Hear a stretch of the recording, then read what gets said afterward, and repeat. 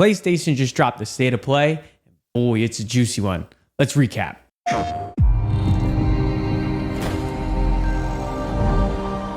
So PlayStation's state of play only lasted about 30 minutes, but they packed as much as they could get into it. They didn't waste any time, and they started out right away with Resident Evil 4, with a release date of March 24th, 2023. Everybody, I think, was waiting for this remake. This game looked really clean, and its initial release was 2004. With Resident Evil Village as the latest rendition of Resident Evil, it finally remade the most popular Resident Evil.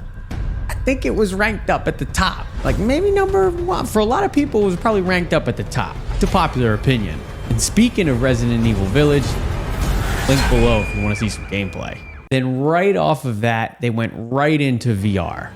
PlayStation VR 2. I didn't have the first one. I have an Oculus Rift, and I do love myself some good VR games. So right from Resident Evil 4, they jumped right into Resident Evil Village, showing us their VR gameplay. And man, it looks creepy. Out of all the games that I have in my Oculus, I don't have one scary game. But this does look pretty good.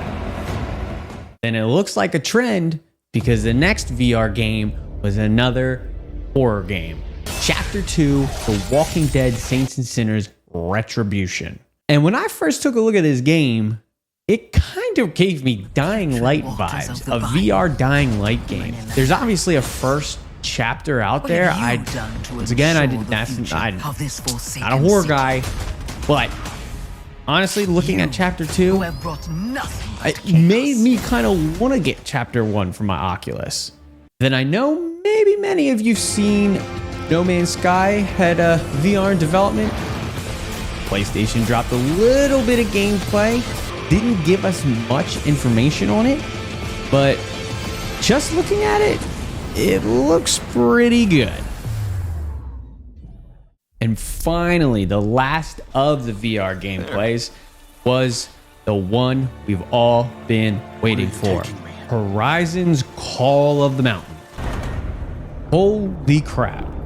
Let me tell you, when this looked like a VR open world game that looked just like Horizon, and I mean this I think has been PlayStation's one of the most anticipated VR games coming out for the PS VR 2. It looks amazing. Looks like it's open world. And if it ain't open world, it looks at least like you can kind of explore it. So they showed some zip lining. They showed some bow and arrow gameplay. I mean, it honestly made me want to look up PlayStation VR 2. Maybe try to get it. I don't know. I might have to tinker with it a little bit. But if you like that VR, drop a comment below. Maybe I can upload some VR gameplay for you guys. You have walked in the shadows, Reyes. Now it is time to climb into the light. Tailing right off of Horizon VR gameplay, the narrative director dropped a bomb on us and said, hey, Horizon Forbidden West, getting a big major update. And it's coming out today. And if you're watching this, it's probably already out. Performance mode. Something called transmog, switch outfit looks, resetting skills for redistribution. This is a big one because their skill tree, so that's a big one. Then they have ultra hard difficulty and New Game Plus, which will include new weapons and also new trophies. I don't know about you, but I don't know if I've ever played on a difficulty other than just regular. Moving right along, PlayStation dropped that they were going to bring Spider-Man Remastered to the PC. And then next has been one I've been waiting for. The first time I saw a little bit of gameplay and a kind of a trailer for it, Stray.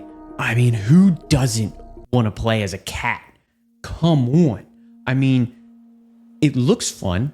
It looks like a stealth type game, walking simulator. There's some cat parkouring. I mean, the best news July 19th. It's coming out so soon, and I cannot wait. I cannot wait to get my hands on it. And other good news, PS Plus Extra members and higher will get the game at no extra cost.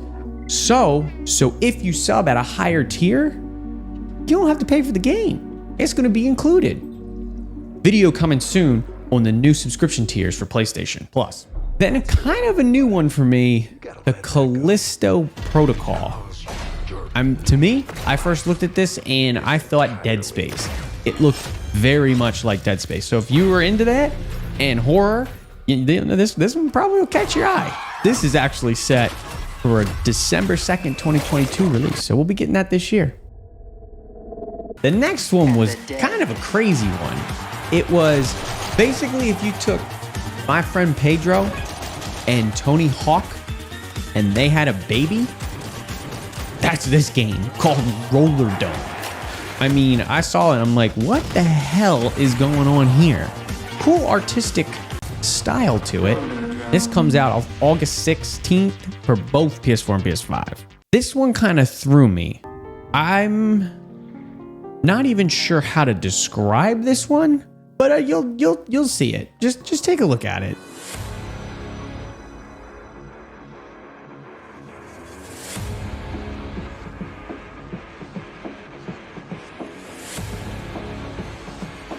It's called Eternights, and it's set for early 2023.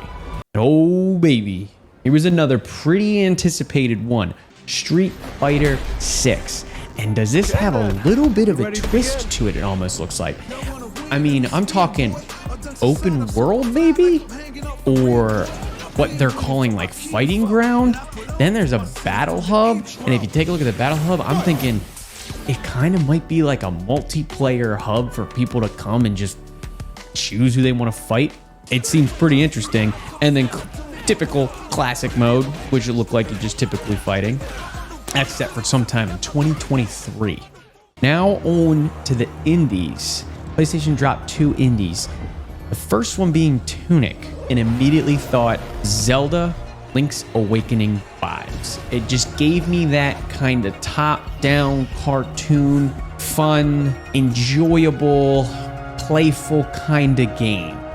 That's set for this year, September 27th, 2022. And the second indie was a little different. It's called Season, A Letter to the Future. It's kind of like a biking simulator. You're recording some sounds, you're taking some video and some photos. It slightly reminds me of Firewatch. And if you guys haven't played Firewatch, I suggest you go check it out. Great walking sim, adventurous, puzzle-ish type game. Really, really good. That's what this game kind of reminded me of. Very cool artistic style. And it's set for autumn 2022, PS4 and PS5. And finally, closing it out, they did not disappoint. Final Fantasy 16. Holy moly, this combat looks explosive. Thank you for giving us both cinematic and gameplay. You gotta have both.